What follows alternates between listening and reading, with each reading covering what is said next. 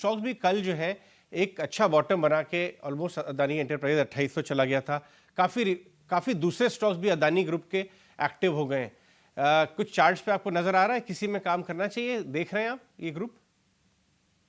देखिए, ऑब्वियसली अगले 15-20 दिन में क्या होता है इलेक्शंस में, I think that will have a bearing on many of the companies that are listed on our markets. So वो उसको थोड़ा-सा ध्यान में रखना चाहिए। और हम क्या है, अभी थोड़ा-सा लो बीटा में चले गए हैं, क्योंकि अभी हाई बीटा में रह के फायदा नहीं है। इंडिया विक्स 20 के लेवल के आसपास है, मार्केट में वॉलेटिलिटी जारी है। इलेक्शंस में इतनी बात हो रही है कि कब, कहाँ, क्या होगा। नॉन इवेंट लगता है, आई थिंक जो लोगों की एक्सपेक्टेशंस है वैसे ही जाना चाहिए, बट वॉलेटिलिटी तो है।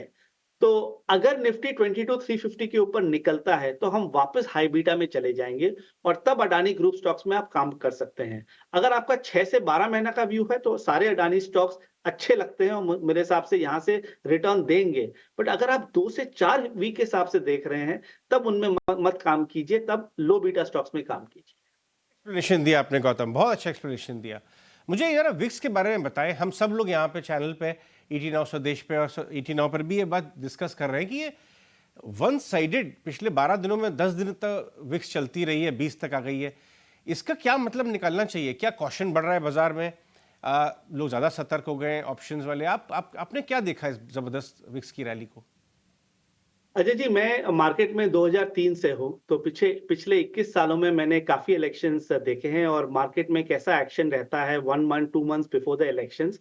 मैंने ये 2004 में भी देखा, 2009 में भी देखा, 2014 में भी और 19 में भी देखा कि 1 डेढ़ महीना पहले विक्स में एक बड़ी राइज़ आती है। अब this is also because of काफ़ी लोग हेज पोज़ीशंस लेते हैं अपने पोर्टफोलियो के अगेंस्ट में, व्हिच इज़ ओनली फेयर, और थोड़े बहुत स्पेक्युलेटिव शॉर्ट्स भी रहते हैं। इसके कारण विक्स में थोड़ी-सी मूवमेंट आती है। But as you get closer to the date, मेरे हिसाब से विक्स धीरे-धीरे वो कम हो जाएगा, क्योंकि एनी व्हिच वे लोग थोड़ा-सा ज़्यादा ही कंजर्वेटिव हो रहे हैं इस इलेक्शंस के चलते, जो मुझे लगता नहीं है कि ज़्यादा कुछ होने वाला है। बट अगर आप हिस्टोरिक स्टैंडर्ड्स के हिसाब से देखें, तो जभी भी विक्स 25 से 27 के ज़ोन में जाता है, वो वहाँ टॉप आउट कर जाता है। तो अभी हम 20-21 के आसपास हैं, थोड़ी बहुत और चल सकता है, बट 25 के आसपास टॉप आउट कर सकता है, और वहाँ पर अगर वो विक्स जाता है, तो आप इन्वेस्टमेंट पोज़ीशंस को बढ़ाइए, because that will be the best risk reward. बहुत शानदार आपने एक्सप्लेनेशन दिया। वापस एक बार मैं एक और हिस्से के बारे में बात करना चाहूँगा।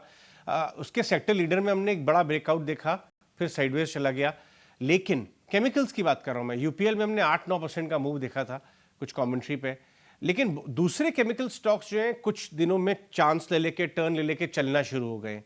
ये 4 साल का एक इनका वनवास रहा है। क्या आपको कोई अर्ली साइंस दिख रहे हैं लार्ज कैप केमिकल्स में टर्न अराउंड के, या आप एविडेंस को देखेंगे उसके बाद टच करेंगे स्पेस को?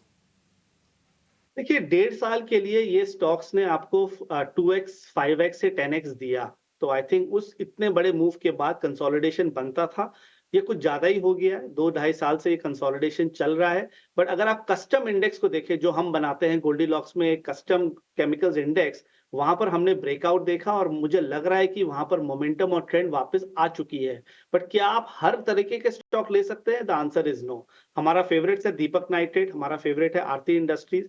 मुझे लगता है कि ये 2 स्टॉक यहाँ से आउट परफॉर्म कर सकते हैं। हमें एसआरएफ भी अच्छा लगता था, बट पोस्ट रिजल्ट्स वो वापस lower end of the range में चला गया। But overall as a basket, I think chemicals मेरे हिसाब से अच्छा रिटर्न देना चाहिए, और फंडामेंटली साउंड कंपनीज को अगर आप इस लेवल्स पे लेते हैं, तो आपकी रिस्क रिवॉर्ड अच्छी है। गिरने के लिए 5 से 7%, बढ़ने के लिए 20 से 30%।